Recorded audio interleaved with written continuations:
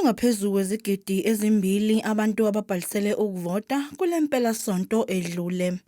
The Commission recorded 2.9 million registration transactions.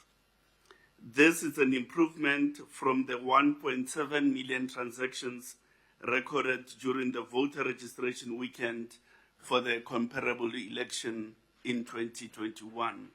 Kulezibalo abaningi babo abantu abasha. I-IEC ikushayile ihlombe lokhu. The Commission is encouraged by the positive response of young persons.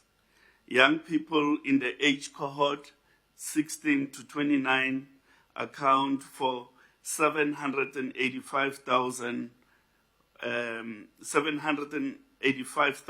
of total registration activity, which represents 27% of the 2.9 million transactions recorded. Nanti elinye ithuba lokubhalisela ukuvota. The Commission announces a second voter registration weekend, which will take place on the 1st and 2nd of August.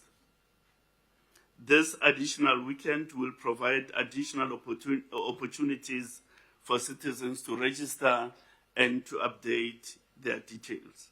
Kodwa ukubhalisela ukuvota kusaloku kuqhubeka ngohlelo lwe-internet.